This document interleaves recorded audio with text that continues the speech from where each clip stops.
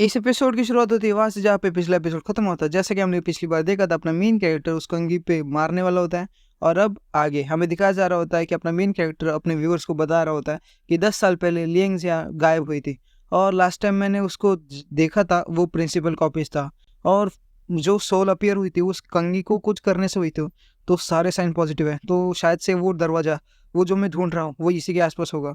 अगर मैं गलत नहीं हूँ तो इस प्रिंसिपल के ऑफिस में कोई तो एक ऐसा हिडन स्पेस है और उसका चाबी शायद से एक कंघी है। और फिर वो बोल रहा होता है भूत कि तो क्या हुआ अगर तुमने गेस कर लिया, लेकिन तुम वहाँ जा नहीं पाओगे, अब मरो, ऐसा बोल के वो अटैक कर रहा होता है। लेकिन अपनी वाइफ वो अपने मेन कैरेक्टर को बैरियर बना के बचा लेती है, लेकिन उसका बैरियर कुछ काम नहीं आता है क्योंकि भूत वो बैरियर तोड़ देता है।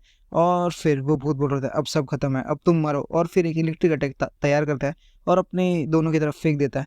फिर हमें दिखाया जाता है एक ब्लास्ट होता है और वो डीमन हंस रहा होता है, लेकिन अचानक से शॉक होता है कि अपने मेन कैरेक्टर ने वाइफ को बचा लिया होता है अपना बैरियर एक्टिवेट करते हुए, और वो दोनों उस हिडन स्पेस के अंदर चले जाते हैं। यानी कि अपने मेन कैरेक्टर ने वो हिडन स्पेस खोल दिया होता है। हिडन स्पेस के अंदर हमें बहुत सारी चैनल में लिपटी हुई वही छोटी बच्ची यांग से दिखाई जाती है। फिर हमें दिखाया जाता है उस पोर्टल से अपने मेन कैरेक्टर वगैरह आ रहे होते हैं और वो भी बड़ी खुश हो जाती है और अपने मेन कैरेक्टर बड़े भैया बोल के चिल्ला रहे होते हैं, मतलब बुला रही होती है। फिर हमें दिखाया जाता है अपना मेन कैरेक्टर उसके पास जाता है और वो बोल रहा होता है मैंने कहा था ना कि मैं तुम्हें लेने आऊँगा, और फिर उसके जो चैन वगैरह होते हैं वो सब तोड़ देता है। और उसी समय भूत की एंट्री होती है उसी हिडन स्पेस में और बोल रहा था रुको, उसे उसे छोड़ दो। और फिर अपना मेन कैरेक्टर बोल रहा था हाँ तो तुम यहाँ पे आ ही गए, तो मैं यहाँ पे आया हूँ तुम्हें डिस्ट्रॉय करने और लैंगजिया को वापस ले जाने। और फिर वो बोल रहे थे लैंगजिया को यहाँ पे आओ, अच्छी बच्ची बनाओ, मैं तुम्हें बचा लूंगा, ऐसा बोल रहे थे। लेकिन लैंगजिया अपने मेन कैरेक्टर के पीछे छुप जाती है और ये देखी भूत को बड़ा गुस्सा आता है और वो हैरान भी होता है और बोल रहा होता है लैंगजिया तुमने तुमने उसको चूज किया, तुमने तुमने सच में उसको चूज किया, और पावर लगाने लगता है। और हमें दिखाया जाता है कि बहुत सारी एनर्जी इमिट कर रहा होता है वो, और अपनी वाइफ वो सामने आती है और वापस से बैरल लगाने ट्राई कर रहे होते हैं।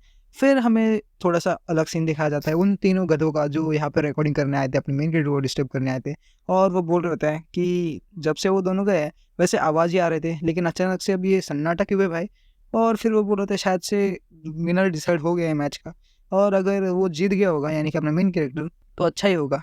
और फिर वो लड़के बोलती है ध्यान से देखो अंदर कुछ तो हो रहा है और कुछ बाहर आ रहा है। और फिर एक पिंक कलर का फॉग बाहर आता है और सब खांसने लग जाते हैं और वो तीनों बेहोश हो जाते हैं। और वापस से हम सीन में आते हैं जहाँ पे अपनी फाइट चल रही थी और अपने मेरी वाइफ ने बैरियर बनाया था और वो जो भूत है बहुत सारे टूटे हुए नाइफ के और के साथ लड़ रहा होता है।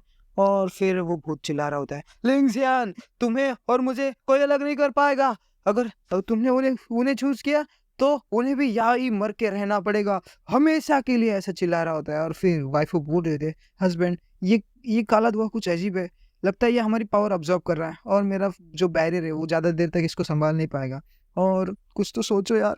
सब ऐसे चेक कर रही होती है। फिर अपना मेन कैरेक्टर लिंगजिया को बोलता है लिंगजिया क्या तुम्हें इसकी कोई वीकनेस मालूम है। और फिर लिंगजिया बोल रहे थे हाँ वैसे उसकी वीकनेस उसके चेस्ट में है, और लेकिन अभी तो उसके पास कोई सोल आर्मर नहीं है, लेकिन हमेशा की तरह उसके पास होता है और इम्पॉसिबल है उसको वहाँ तक पहुँचना। उसकी जो शॉक वेव्स है यानी कि इलेक्ट्रिसिटी वो हमेशा उसके आसपास ही रहती है। अभी अपना मेन कैरेक्टर बोलता है नहीं हो सकता है, मैं ऐसा कर सकता हूँ शायद से। और जैसा कि मैंने पिछली बार किया था मुझे कुछ आइडिया है मेरे बॉडी के अंदर, वो फीलिंग मुझे बस उस फीलिंग को जगाना है। और फिर अपना मेन कैरेक्टर उस फीलिंग को जगाते हुए आगे बढ़ता है, तो उसकी मल्टीपल जो शैडो रिफ्लेक्शन होती है वो दिखाई जा रही होती है उसके पीछे, और वो आगे जा रहा होता है। और फिर अपना मेन कैरेक्टर बोलते हैं हाँ यही है मेरी मेरी खुद की सोल टेक्निक। और फिर वो आगे बढ़ता है और फिर वो भूत बोल रहा है अच्छा तो तुम मौत को देखना चाहते हो, लो जी भर के देख लो। और फिर अपना मेन कैरेक्टर बोलता है देखता है पहले मौत को कौन देखता है। और फिर वो एक पैर अपनी पावर लगा के यानी कि सोल टेक्निक यूज करके एक पंच मारता है जिससे कि गोल्डन कलर की बीम रिलीज होती है और उसकी छाती के आर पार चली जाती है। और वो भूत भी बोल रहा है ये कैसे हुआ। और फिर हमें दिखाया जाता है एक बहुत बड़ा धमाका होता है वहाँ पे, और फिर भूत नीचे गिरा होता है और उसकी सोल डिसअपियर होनी चालू हो गई होती है। और फिर वो जाते जाते बोल रहा है या नर मुझे मुझे मत छोड़ के मत जाओ, मुझे मुझे छोड़ के मत जाओ, ये सब पापा की गलती है, लिंग्स मुझे माफ़ कर दो, ऐसे सैड सा फेस करते हुए वो डिसअपियर हो जाता है। और फिर हमेशा की तरह वो सोल गायब होने के बाद अपने मेन कैरेक्टर के माथे में कोई गोल्डन कलर की एनर्जी जा रही होती है। फिर हमें दिखाया जाता है मेन कैरेक्टर सबको बता रहा होता है लायर लियांग है वो बहुत बड़ा कमीना था, लेकिन ये उसकी खुद की गलती नहीं है, इसके पीछे तो बहुत सारे लोग हैं और वो और कोई है, ये तो बेकसूर था। ये इसकी तो बहुत अच्छी फैमिली थी, इसकी एक बेटी थी जिससे वो बहुत प्यार करता था और उसके बेटी है उसका नाम याना था। और लेकिन अनफॉर्चुनेटली किसी कार एक्सीडेंट में 15 साल पहले उसकी सारी फैमिली चली गई और उसी के रिजल्ट में वो थोड़ा उदास रहने लगा। फिर हमें दिखाया जाता है कि उसके सामने उसकी बेटी और वो मरी हुई होती है। फिर जब वो हॉस्पिटल में शोक मना रहा होता है, फिर उसके आजू बाजू से कोई गया और वो और कहीं नहीं, ये ही डियाब्लो है। और अपना मिनिस्टर बोलता है, उन लोगों ने उसको ऐसी मेथड बताई कि अगर तुम कोई वेसल ढूंढ लो तो अपनी बेटी को वापस से जिंदा कर सकते हो वगैरह, और वही तुम उसकी वेसल बन गई, इसलिए वो उसने तुम्हारा शिकार किया है। लेकिन अनफॉर्चुनेटली वो ये सब सहन नहीं कर पाया और अपने आप को फांसी ले ली। और वो तुम्हें अपनी बेटी की तरह रखता था, अपनी बेटी समझता था, और इसलिए वो तुमसे बहुत प्यार करता है, ऐसा वगैरह बोल रहा होता है अपना मेन कैरेक्टर। और जब उसको पता चला कि अब बहुत देर हो चुकी है और वो तुम्हें भी फंसा चुका है, अब तुम एक अकेले सी गोस्ट बन चुकी हो, तो वो खुद को रिजल्ट ने उसने फांसी लगा ली। और यही सब इस पूरे ह्यून एलिमेंट्री स्कूल के भूत की कहानी है जो अभी अभी अपने मेन कैरेक्टर ने बताई है। और फिर अपना मेन कैरेक्टर बोल रहा होता है एक्चुअली उसके बाद भी कुछ हुआ था और वो तुम्हें अपनी बेटी मानने लगा था, और उससे भी ज़्यादा कि वो अपनी इमोशंस को काबू नहीं कर पाया और उसकी पॉजिटिवनेस यानी कि कुछ चीज़ को पाने की सबसे ज़्यादा इच्छा बढ़ गई। और फिर वो जो यांगजिया होती है वो बोल रहे थे, लेकिन बड़े ब्रदर ये सब आपने मुझे ठीक है, लेकिन आप जान सकते कि मेरे मम्मी पापा कहाँ पे है, मैं उन्हें बहुत मिस करती हूँ। और फिर मम्मी कैरेक्टर उदासी भरी से आवाज़ में उसको बता रहा होता है कि जैसे ही मैंने पिछली बार इस चीज़ मतलब स्कूल को छोड़ा था, तो मैंने तुमने जो दिए नंबर दिए हुए थे उनको कांटेक्ट करने का ट्राई किया, लेकिन वो लगे नहीं। इसलिए मैंने कुछ पुलिस स्टेशन में वगैरह जांच की, तो मुझे पता चला कि वो ज़्यादा गम में या फिर ज़्यादा ग्रीफ में मारे गए, और वो उनकी जो इलनेस थी, मतलब कोई उनको बीमारी हुई थी, उसकी वजह से वो मारे गए। और फिर अपनी जो यंग से होते हैं वो बॉ करते हुए यानी सिर झुकाते हुए अपने मेन कैरेक्टर को बोल होते हैं, थैंक यू, आप तो मेरे बेनिफिशियर हैं। और फिर अपना मेन कैरेक्टर उसको हंसी हुए चेहरे के साथ बोल होता है, नहीं नहीं, तुम्हें मुझे बेनिफिशियर बोलने की कोई ज़रूरत नहीं है, मेरा नाम फैंग नहीं है, तुम मुझे वही बुला सकते। तभी लेंजिया कुछ बोल ही रही होती है, लेकिन तभी उसकी बॉडी गोल्डन कलर में चमकने लगती है और उसकी बॉडी डिसअपीयर होनी चालू हो जाती है। और फिर अपना मेन कैरेक्टर घबराते हुए बोले, लेंजिया क्या हो रहा है? और फिर वो बोल रही होती है कि सॉरी निंग फैंग, वैसे मैं ऐसे गायब नहीं होना चाहती, लेकिन मैंने ज़्यादा पाप नहीं किया है, इसकी वजह से ये दुनिया मुझे यहाँ पे रहने नहीं देगी। और ये जो बंदा है इसकी सोल एनर्जी ने मुझे बांध के रखा था, वरना मैं इस दुनिया में कब की चली जाती। और तुमने मेरी मेरी जो दिक्कत है उसको सॉल्व किया, इसलिए मैं तुम्हारी बहुत शुक्रगुजार हूँ।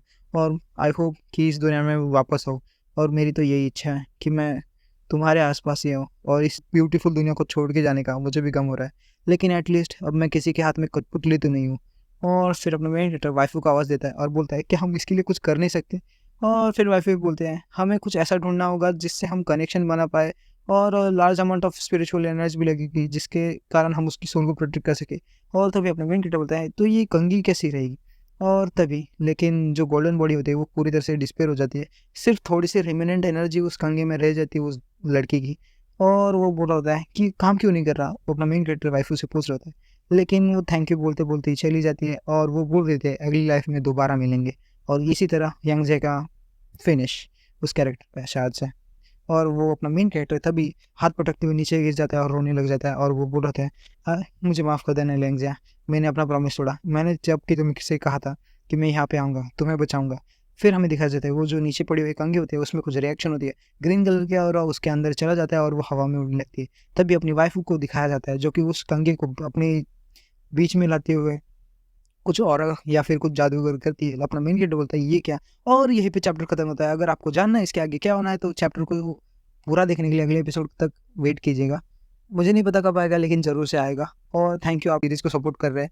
और आज के लिए इतना ही, अलविदा।